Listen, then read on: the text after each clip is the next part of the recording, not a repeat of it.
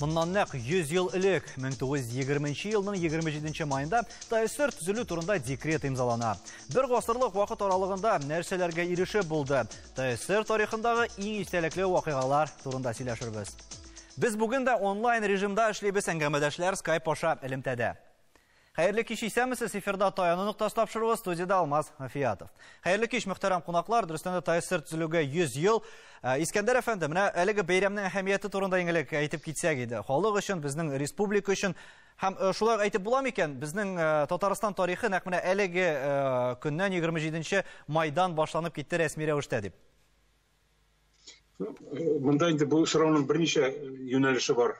Җавап биргән вакытта беренчедән мин әйтер идем, бәйрәм, юбилей, түгәрәк дата ул һәр вакытта да бер яктан ниндидер тантана өчен нигез сәбәп, икенче яктан уйлану өчен, ниндидер нәтиҗәләр ясар өчен. Һәм әлбәттә без бүген Татарстан Республикасының 100 еллыгын бәйрәм итәбез икән. Без менә шушы 100 еллык юлның нәтиҗәләре турында уйланырга тиештек. Һәм киләчәк турында уйланырга тиештек. Һәм инде әгәр дә без аның рәсми Татарстанның рәсми башлануы дип әйтә башлыйбыз икән, бер яктан шулай бу дөрес, икенче яктан дөрес түгел, чөнки татарның бит инде тарихта үзенең дәүләтчелеге булган. Дәүләтчелек тарихы бик бай, бик зур. Ләкин ул бер вакыт өзелгән, югалган, һәм без 1920 елда Татарстанның дәүләтчелеге торгызылуы турында сүз йөртә алабыз. Торгызылу, ләкин торгызылу икенче формада, бөтенләй икенче тарихи һәм сәяси шартларда. Һәм инде без бу датаның әһәмияте турында уйланабыз икән, һичшиксез ул гаҗәеп дәрәҗәдә татар тарихындагы зур бурылыш. Һәм шул бурылышның төрле яклары булган, һәм төрле йогынтысы булган сәяси тормышка, мәдәни тормышка, татарның үз аңына йогынтысы көчле булган. Шуңа күрә без менә һәрбер шушы юнәлеш турында аерым сөйләшә алабыз. Дөрестән дә шулай, Рафик әфәнде, менә 27 майда, моннан 100 ел элек декрет имзаланды дип сөйләштек. Сезнең фикерегезчә, менә аны имзаланганнан соң нәрсәләр үзгәрде? Һәм әгәр дә инде уйлап карасак, ул имзаламаган булса дип, нәрсәләр көткән булыр иде безне тарихта? Мышыннан да менә Искәндәр бик дөрес әйтте, инде татарларда бит дәүләтчелек тарихы күп гасырлар, шуңа күрә инде моны нинди дә булса бер яңа башланыш дип әйтмәс идем мин. Бу менә дәүләтчелекнең яңа бер формасы. Әлбәттә ул теге татарлар безнең без теләгәнчә дәүләтчелек формасы булып чыкмады инде ул, чөнки ул бар тик автономия. Чөнки 18 елда башка проектларда булган. Татар-Башкорт республикасы төзү, ул федератив республикада булар иде.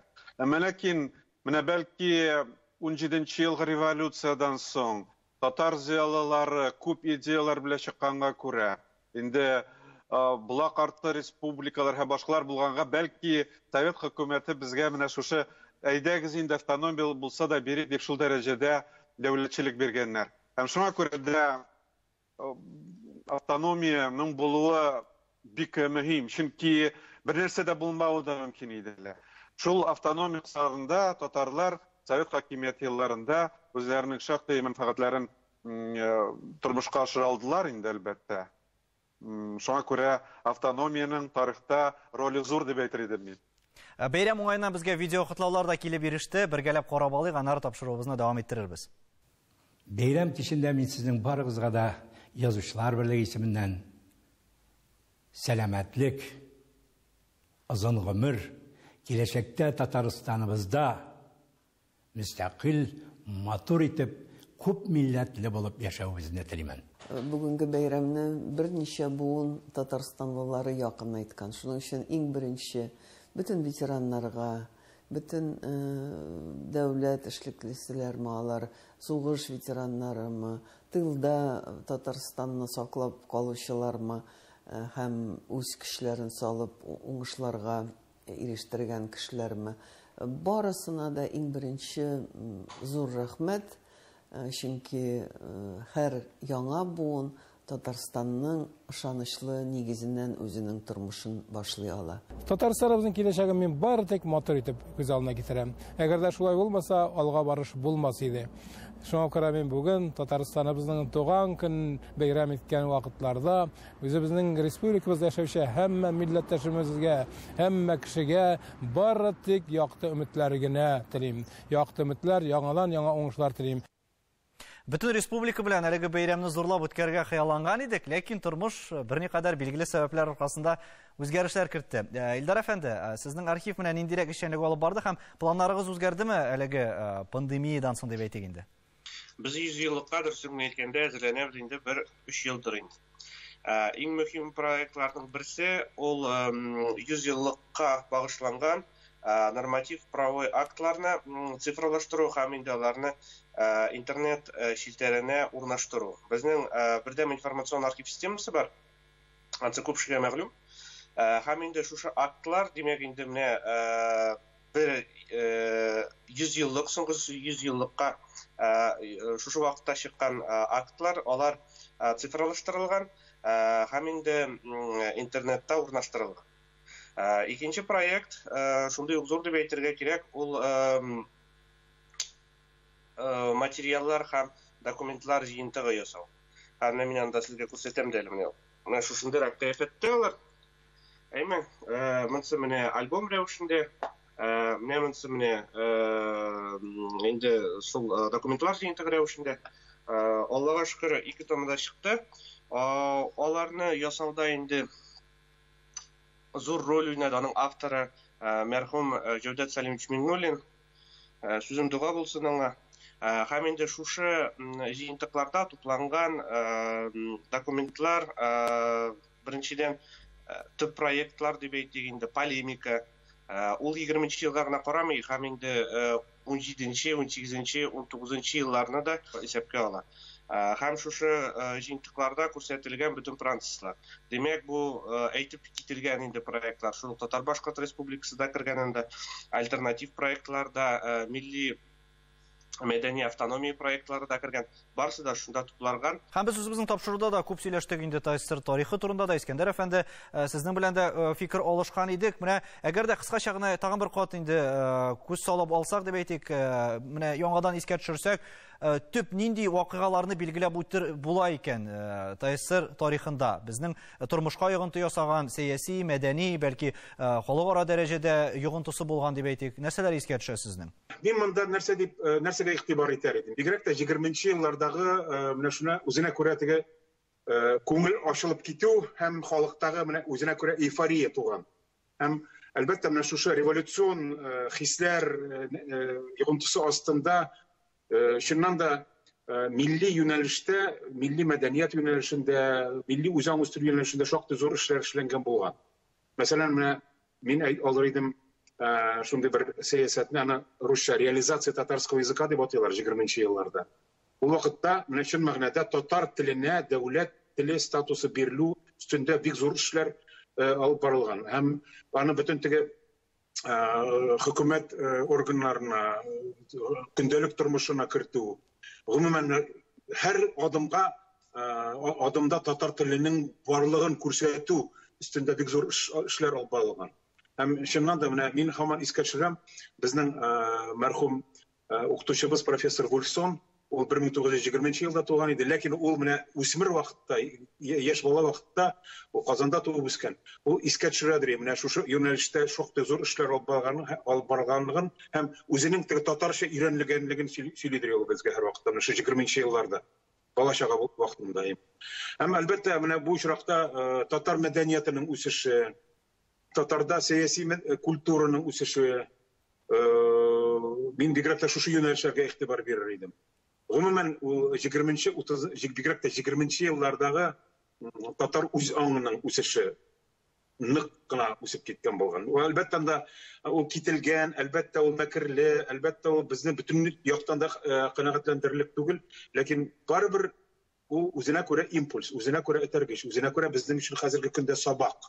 Һәм фикерләр, Искәндәр әфәнде, безнең студиядә да фикерләр күп яңгырады, шуларның иң яктыларын тыңлап үтик әле.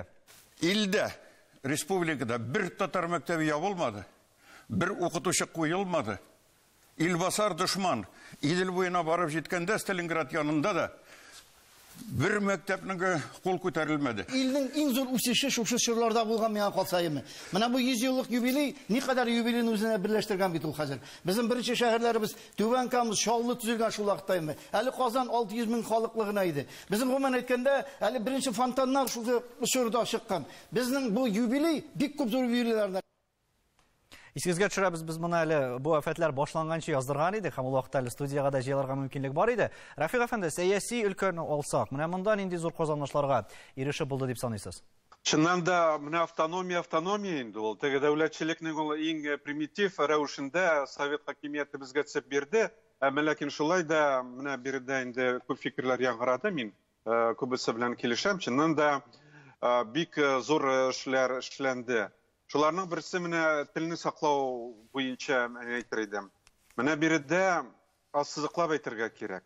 Безнең телне саклау өчен җөмһүрияттә Татарстанда бигрәк тә авыллар зур роль уйнады.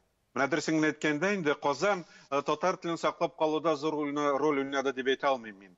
Шулай ук менә безнең мәдәниятне үстерүдә авылларның роле зур булды. Чөнки без менә бөтен язучыларны алсак, алар бөтенесе диярлек инде алар авылдан чыккан. Менә Совет чорының автономияның иң зур казанышларының берсе татар авылларының сакланып калуы, татар авылларында мәдәниятне үстерү өчен җирлек.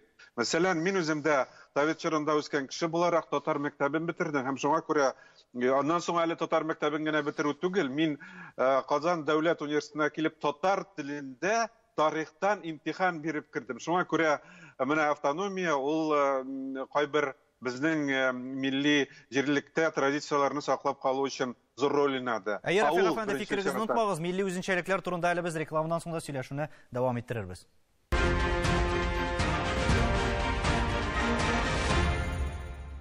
Татарстан Яңа гасыр телеканалында таянылык тапшыру, без бүген ТСРның 100 еллыгы уңаеннан әңгәмәдәшләр белән фикерләр алышабыз. Рафик әфәнде, рекламага киткәнче сез кызып сөйли башлаган идегез. Менә бу милләт мәсьәләсе, телне саклап калу турында. Дөрестән дә тарихта менә иң үзенчәлекле моментлар дигәндә шуларны искә төшереп буламы һәм тагы нәрсәләрне өстәр идегез? Чыннан да менә мин иң беренче чиратта татар авылын әйтер идем инде. Чыннан да татар авыллары ул безнең Совет хакимияте җирендә безнең милли таянычыбыз булды.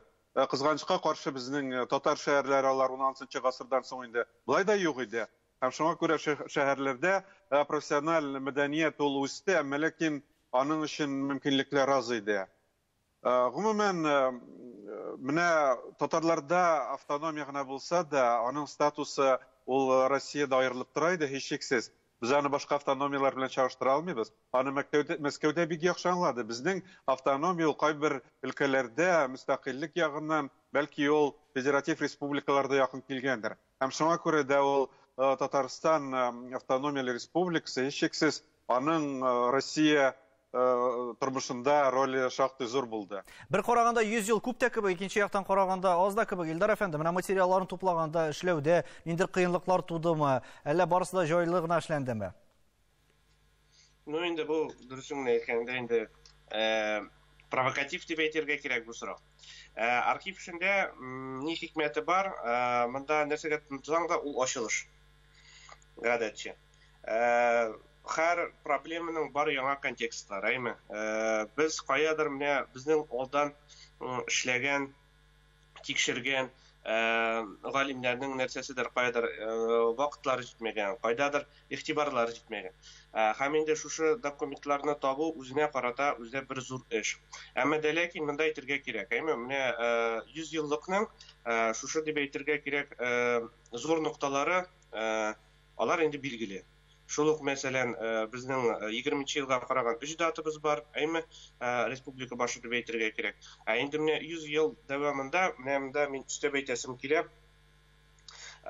Безнең бит инде тел мәсьәләсе үзенә карата инде бер зур казаныш. Икенче яктан ул шәһәр мәдәнияты, димәк инде шәһәр мәдәнияты дип әйтеп булмый, Совет чоры мәдәнияты.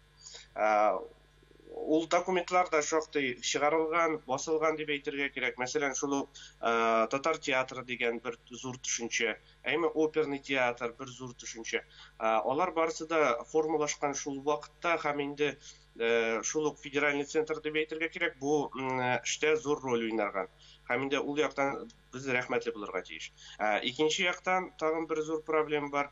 Ансы инде менә безнең экономика яктан, икътисад ягыннан казанышларыбыз. Демәк, инде менә шул ук, мәсәлән, 20-нче елның уртасы сугыш чоры, сугыштан соңгы чорлар, андагы казанышлар, яңа проектлар, зур стройкалар дип әйтгәндә, менә безнең якта стройкалар дип әйтәләр, зәй стройкасы мәсәлән.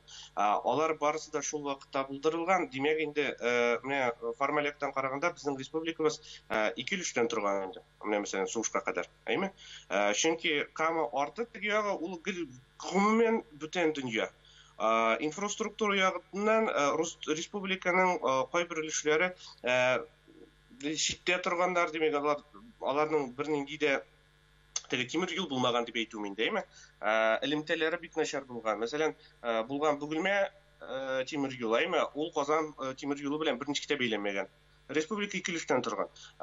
Шушы менә мәсәлән, водохранилище төзелгәч, инде чаллылар барлыкка килгәч, безнең республика бер дәм территорияга, ул инде теге интеллектуаль яктан гына түгел, инде физик яктан, демәк инде икътисад ягыннан да бердәм пространствога әйләнде. Монда нечкәлекләр бик күп күргәнебез, һәм ишеткәнебез, һәм аерым тапшыру кысаларында гына аларга барысына тукталып та үтеп булмыйдыр. Ләкин шулай да ТСР вакытында яшәп, менә безнең республикабызны, безнең халыкны бар дөньяга таныткан шәхесләр турында да искә төшереп алыйк әле. Читкә безнең сәнгатебез улы коллективлар белән чыкты. Җыр һәм бию ансамбле 60лап илдә булды. Шулай ук опера театры да йөрде, Камал театры да Союз күләмендә бик нык пропаганда белән шөгыльләнде. Безнең республика сәнгати донор дип әйтергә дә була. Музыка өлкәсендә менә Салих Сайдашев, Рөстәм Яхин, Фәрит Ярулин һәм Насип Жиганов аларның хезмәтләрен, аларның эшләрен, язылган әсәрләрен без чит илдә дә беләләр, икәнен беләбез һәм бик яхшы кабул итәләр. Менә әдәбият өлкәсенә килгәндә, күрәсең, илебездә һәм чит илләрдә танылган шәхесләр арасында мин үзем шул 100 ел эчендә Муса Җәлил исемен атар идем. Минемчә, ул иң танылу алганыдыр. Дөньяга, бөтен дөнья физикасын бүгенге көндә әйдәп баручы, әлбәттә, беренче чиратта Рәшит Сүнәев. Математиклардан мен әйтеп китәр идем. Мөштәри, Данияр, аның әтисе Хамид Механик, аннан соң Гүмәр Галич Тумашев, минем фәнни җитәкчем, бөтен дөньяга билгеле фән эшлеклесе, химиклардан Гүйлем Камай. Сөкне куйым әле, ике кеше, ике фамилия аталмады кебек. Берсе Вил Мирзаянов, хәтердәдер, химик буларак, бөтен дөнья күләмендә ул химик коралны, тыюны яклап чыгучы галимнәрнең берсе, һәм иң мөһим беренче аталырга тиешле галимебез Рааль Сәгъдиев. Татарның гыйлемлеген күрсәтүчеләрдән берсе зур галимбез Әбрар абый Кәлимуллинны танытмыйк.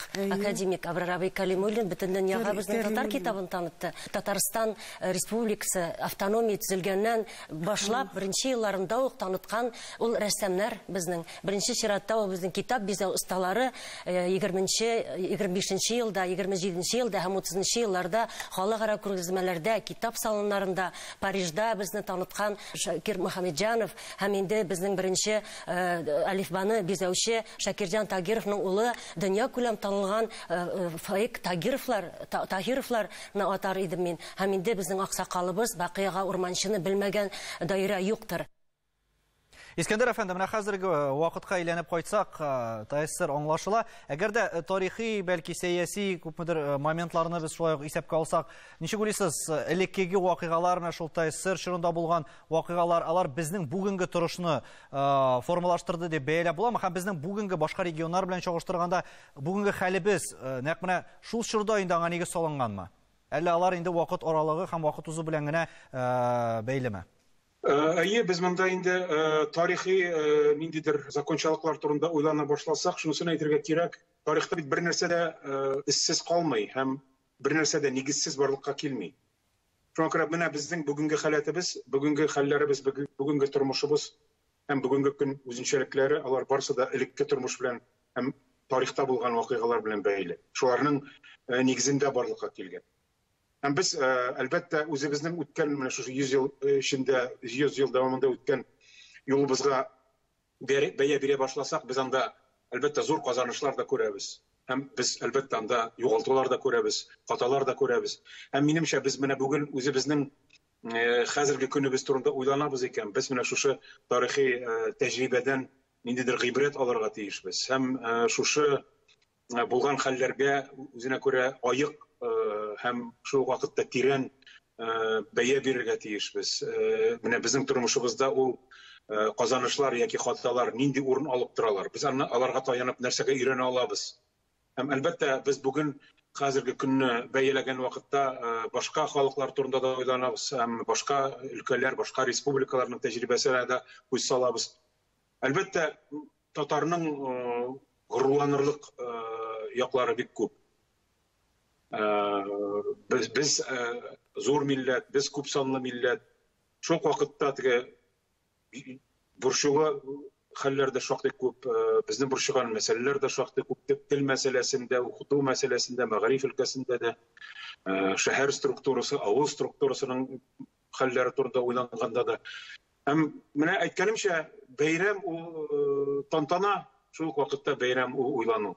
Һәм менә бу юбилей дә безне уйландырырга тиеш. Һәм без яңадан үзебезнең киләчәгебез турында уйланырга тиешбез. Без ничек сакланып калачакбыз? Без нинди юл белән барачакбыз алга? Һәм менә тарих бу чиракта безнең өчен гыйбрәт булырга тиеш. Дөрестән дә шулай, Илдар әфәнде, сез менә бу сүзләр белән килешәсезме икән? Һәм хәзерге вакытта безнең торышны ничегрәк бәяләйсез сез, әгәр дә инде без монда бөтен факторларны исәпкә алсак? Менә мин Искәндәр абый белән монда килешәм. Әйме әле өстәп әйтәсем килә. Мәсәлән, хәзерге безнең телебез, әйме без сөйләшә торган телебез, ул формалашкан совет вакытында дип әйтергә кирәк. Әйме, һәм инде мәсәлән, күп кенә археографлар монда әйтергә кирәк, мәсәлән, Сәгыйть Вахиди, ул үз заманасында 30-нчы елларда республика буйлап жүргәндә, әйме аның бер ни бар шундый бер нәтиҗә ясаган дип әйтергә кирәк. Гадәтчә революциягә кадәр туган халык ул шул гәзит китапларны күп очракта инде теге тагын бер тәрҗемә итеп укып аңларга туры килгән. Аларга бик авыр булган. Чөнки шул республиканы торгызган дип әйтергә кирәк инде ясаган буын, ул гадәтчә теге совет заманасы телен бик аңлап таптырмаган. Ул пропагандага гына бәйле түгел, тел үзенә карата ул дөньяви булган. Һәм инде без шушы телне үстерәбез дип әйтергә кирәк инде. Ничек булса да тырышабыз инде бөтен каршылыкларга карамастан. Инде менә киләчәк буын, ул нинди телдә сөйләшер, ул татар теленең безгә карата аңлаышы ничегрәк булыр, ансы инде бер зур сорау. Вакыйгаларга кайтканда инде, тарихи кануннарга карап кайтканда, монда нәрсә дип әйтәсе килә. Хәзерге менә безнең ничек дип әйтәбез инде, республиканың үсеше ул шушы 100 еллыкның нәтиҗәсе. Рафик әфәнде, менә сез ничек уйлыйсыз? 100 еллыктагы уңышларны билгеләүдә нәрсә таян нуктасы булырга тиеш? Менә әлбәттә бүгенге көн инде ул тарихи традицияларны дәвам итү Искәндәр ул хакта әйтте. Ләкин менә совет чорында мәдәният, татар мәдәнияте үсү өчен мөмкинлекләр бер яктан ул Советлар Союзының ябык пространство булуы белән бәйле иде. Безгә читтән йогынты юк иде. Менә бүген без хәзер ачык җәмгыятьтә яшибез. Без глобальләшү чорында яшибез. Һәм шуңа күрә безнең мәдәнияткә йогынты читтән бик зур. Менә шуңа күрә бу өлкәдә без әлегә торабыз. Һәм шуңа күрә дә инде менә бүген безнең өчен таяну нуктасы, без үзебезнең тарихыбызны белергә тиешбез. Чөнки менә безнең автономиянең, ул Татарстан Республикасының иң зур үзенчәлеге бит 20 автономия бар иде. Аның дөресен әйткәндә бер 15-ннән артаган Совет хөкүмәте инде махсус ясап бирде халыкларга, "Мен сезгә автономия булсын" дип. Без үзебезнең дәүләтчелегебезне дәвам итү рәвешендә автономия алдык. Һәм шуңа күрә безгә бүгенге көндә әлбәттә менә тарихыбыз белән горурлану гына җитми, тарихны белергә кирәк, горурланырга кирәк, нәтиҗәләр ясарга кирәк. Ләкин без бүген бөтенләй башка шартларда яшибез. Шуңа күрә телне үстерү өчен дә, мәдәниятне үстерү өчен дә безгә яңа җирлек турында уйларга кирәк. Менә шул таяну ноктасы булырга тиештер дип уйлыйм мин. Бик зур рәхмәт барыгызга да безнең белән элемтәдә булганыгыз өчен. Сезне дә һәм барлык халкыбызны да инде әлеге юбилей датасы белән тәбриклибез. Сау булыгыз. Бүген республикабызда көтеп алынган бәйрәм үткәннәрне онытмыйча киләчәгебез якты булсын иде дигән теләктә сау булашабыз. Исәнлектә күрешергә язсын.